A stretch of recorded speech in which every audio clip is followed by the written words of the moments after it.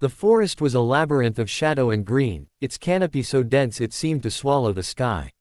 Elias Kane ran, his boots pounding against the uneven earth, each step a desperate plea for escape. Branches clawed at his face, tearing shallow scratches across his cheeks, but he didn't care. His lungs burned, his heart thundered, and the forest seemed to tighten around him like a living thing, unwilling to let him go. Somewhere, deep in his mind, a voice screamed that there was no way out, but he shoved it aside. There had to be a way. There always was. The sun was his only guide, its golden rays piercing the foliage in thin, fleeting shafts. It hung low in the sky, a fading beacon that urged him to move faster. Elias had been running for hours, maybe days. Time blurred in the forest, where every tree looked the same, every path a trick. He didn't know how he'd ended up here, only that he'd woken in a clearing, disoriented, with no memory of the hours before. His clothes were torn, his hands bruised, and a dull ache pulsed in his skull. But the instinct to run, to survive, had taken over. He stumbled over a root, catching himself against a gnarled oak. His breath came in ragged gasps as he scanned the surroundings. The forest was silent, unnaturally so, no birds, no rustle of leaves, just the oppressive weight of stillness. He squinted at the sky, where the sun dipped closer to the horizon.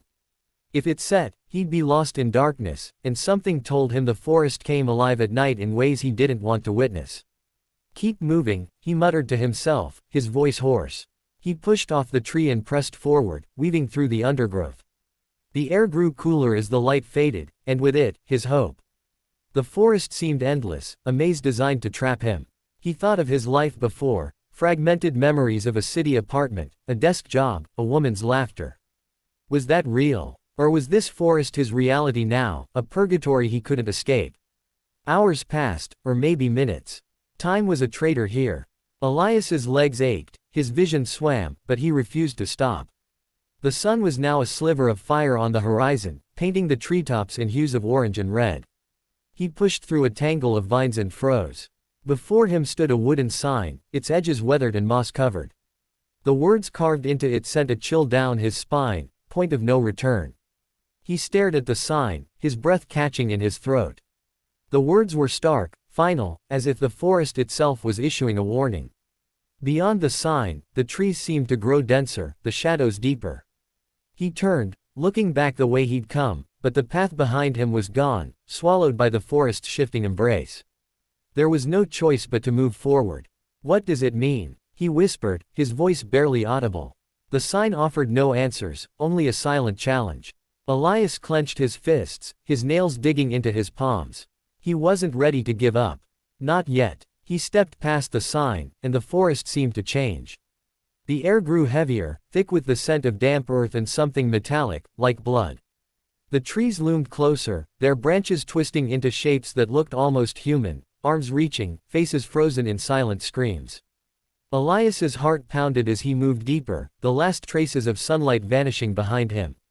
The forest was no longer just a place, it was a presence, watching him, testing him. He didn't know how long he walked. The darkness was near total now, broken only by faint glimmers of moonlight that managed to pierce the canopy. His foot caught on something, and he fell, his hands sinking into the soft earth.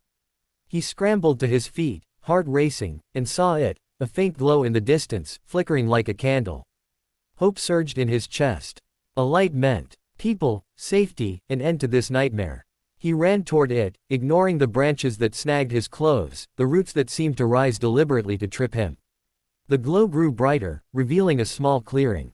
In its center stood a stone altar, weathered and ancient, covered in strange, spiraling runes. The light came from a single flame hovering above the altar, burning without fuel, steady and unnatural. Elias approached cautiously, his breath shallow. The air around the altar was warm, almost suffocating, and the runes seemed to pulse faintly, as if alive. He reached out, his fingers trembling, and the flame flared brighter, casting long shadows across the clearing. A voice, low, resonant, and not entirely human, spoke from the darkness. "You've reached the heart of the forest," it said. "The point of no return." Elias spun around, searching for the source, but saw nothing. "Who's there?" he demanded, his voice shaking. "What is this place?" The voice chuckled, a sound like leaves rustling in a storm. This is where choices are made, Elias Kane. Where truths are revealed. You've run far, but you cannot outrun yourself. He froze. How did it know his name? I don't understand, he said, backing away from the altar. I just want to get out. There is no out, the voice replied. Not until you face what brought you here. Elias's mind raced. He didn't remember choosing to come to this forest, didn't remember anything beyond waking in that clearing.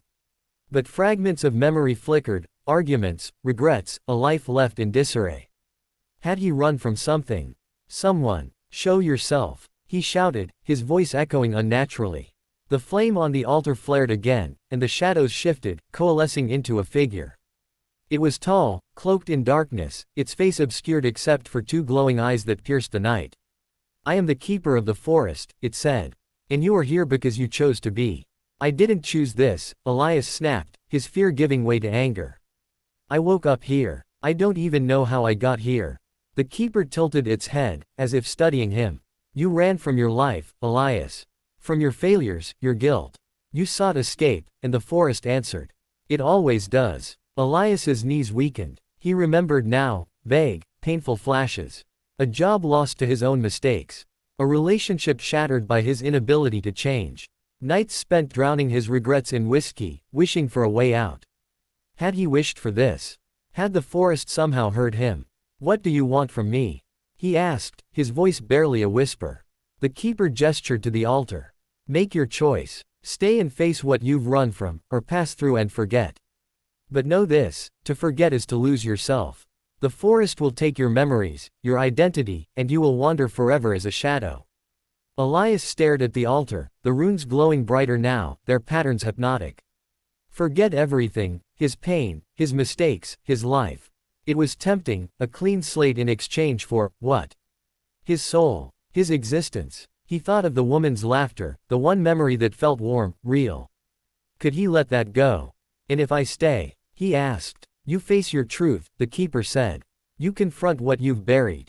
It will not be easy, but it is the only way to leave the forest whole. Elias's hands trembled. He didn't know if he was strong enough. He'd spent years running, from responsibility, from love, from himself. But the thought of becoming a shadow, of losing even the broken pieces of who he was, terrified him more than the truth. He stepped toward the altar, his heart pounding. The flame burned brighter, its heat washing over him.